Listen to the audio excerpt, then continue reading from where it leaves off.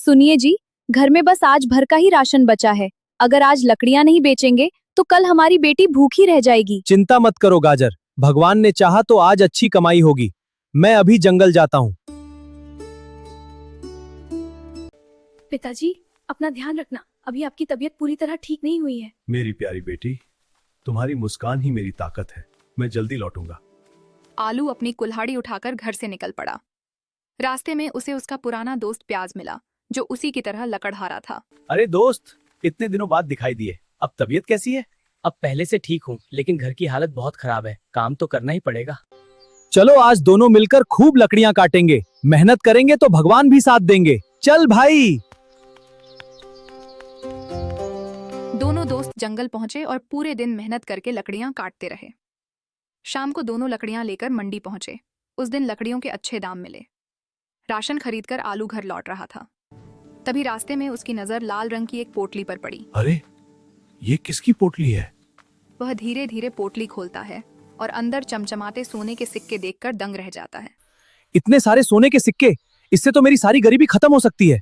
कुछ पल सोचने के बाद नहीं, यह मेरी कमाई नहीं है। मैं इसे नहीं रख सकता। कल इसे मुखिया जी को दे दूंगा। थोड़ा आगे बढ़ते ही उसे एक खीरा जोर जोर से रोता हुआ दिखाई देता है। क्यों रो रहे हो भाई? क्या हुआ? मेरी लाल पोटली कहीं गिर गई। उसमें मेरी बहन की शादी के लिए उधार लेकर लाए हुए सोने के सिक्के थे। अगर वो नहीं मिले तो शादी टूट जाएगी। वह पोटली आगे बढ़ा देता है। क्या कहीं ये वही पोटली तो नहीं? हाँ, यही है। भाई, तुमने मेरी बहन की जिंदगी बचा ली। ये तुम्हारी अमानत थी। इसे लौटाना मेरा फर्ज था। भगवान तुम्हें इसका फल जरूर देंगे।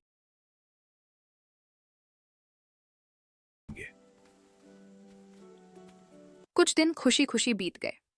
एक सुबह गाजर को तेज बुखार और चक्कर आने लगे। वह बिस्तर से उठ भी नहीं पा रही थी। आलू जी, आज मेरी तबीयत बिल्कुल ठीक नहीं लग रही। सांस लेने में भी तकलीफ हो रही है। अरे गाजर, तुम्हें क्या हो गया? तुम हिम्मत रखो, मैं भी डॉक्टर ब्रोकली को बुलाकर लाता हूँ। धन्यवाद आलू जी।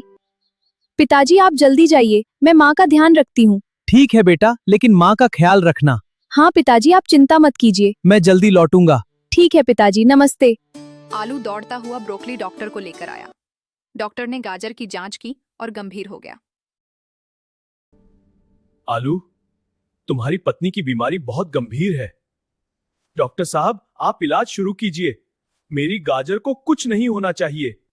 यह इलाज मेरे बस का नहीं है। इसे तुरंत बड़े सब्जी अस्पताल ले जाना होगा। कितने पैसे लगेंगे डॉक्टर साहब? कम से कम 300 सोने के सिक्के। सोने के सिक्कों का नाम सुनते ही आलू के पैरों तले जमीन खिसक गई।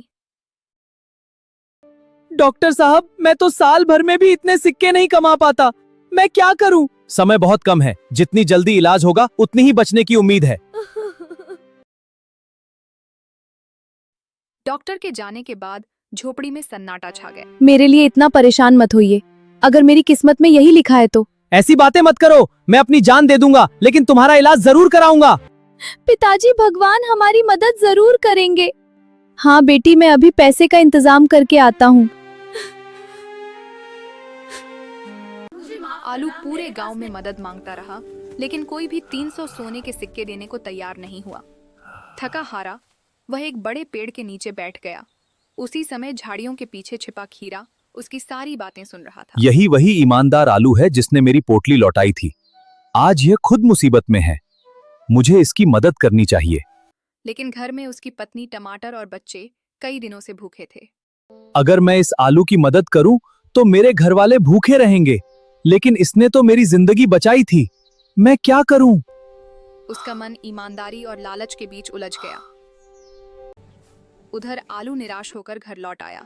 गाजर पूरे गांव में गया, लेकिन किसी ने मदद नहीं की। आप हिम्मत मत हारिए, भगवान देर करते हैं, अंधेर नहीं। पिताजी, मैं भी मेहनत करूंगी। हम माँ का इलाज जरूर करवाएंगे। उसी रात खीरा अपने घर पहुंचा। आज भी कोई काम नहीं मिला? नहीं, लेकिन मैंने एक बात देखी। वही ईमानदार आलू बहुत बड़ी मुसीबत में है, जिसने हमारी मदद की थी। हाँ? उसकी पत्नी की जान खतरे में है। टमाटर कुछ पल चुप रही। फिर उसने एक पुरानी मिट्टी की हांडी निकाली। याद है, हमने कई सालों से मेहनत करके थोड़े थोड़े सोने के सिक्के बचाए थे। हाँ, लेकिन वो तो हमारे बुरे वक्त के लिए हैं। आज उससे बड़ा बुरा वक्त किसी और पर है। जिसने हमारी खुशियां बचाई, आज उसकी बारी है। खीरा, तुम सच कहती हो। मेहनत की कमाई बांटने से कम नहीं होती, बल्कि बढ़ती है। हाँ खीरा। अगली सुबह खीरा सोने के सिक्कों की हांडी लेकर शिव मंदिर पहुंचा। वहां आलू हाथ जोड़कर भगवान शिव से प्रार्थना कर रहा था। हे भोलेनाथ, मेरी गाजर को बचा लीजिए। मेरे पास अब कोई रास्ता नहीं बचा। आलू भैया। अरे खीरा, तुम यहाँ? ये लीजिए, इसमें हमारी मेहनत की कमाई है। इससे भाभी का इलाज करवा लीजिए। धन्यवाद खीरा, तुमने मेरी बहुत मदद की। नहीं भाई, मैं तुम्हारी सारी जमा पूंजी नहीं ले सकता। जब आपने मेरी खुशी बचाई थी तब आपने भी तो कुछ नहीं सोचा था। आज मुझे अपना फर्ज निभाने दीजिए। लेकिन भाई ये तो बहुत है। ले लो भाई। भोलेनाथ आपका लाख लाख धन्यवाद। आलू की आंखों से आंसू बहने लगे। उसे लगा जैसे भगवान शिव ने खीरे के रूप में उसकी पुकार सुन ली हो। आलू, गाजर और शिमला मिर्च बड़े सब्जी अस्पताल की ओर जा रहे थे। तभी रास्ते में जालिम बैंगन जमींदार अपने नौकरों के साथ आ पहुंचा। अरे अरे गरीब आलू, इतने सोने के सिक्के कहां से आ गए? पहले मेरा कर चुका, फिर कहीं जाना। ये सिक्के मेरी पत्नी के इलाज के लिए हैं। पहले उसे अस्पताल ले जाने दो। मुझे किसी की बीमारी से कोई मतलब नहीं, पहले मेरा कर्ज। तुम्हें जरा भी दया नहीं आती? मेरी माँ की जान पर बनी है दया। मुझे सिर्फ अपने सिक्के चाहिए।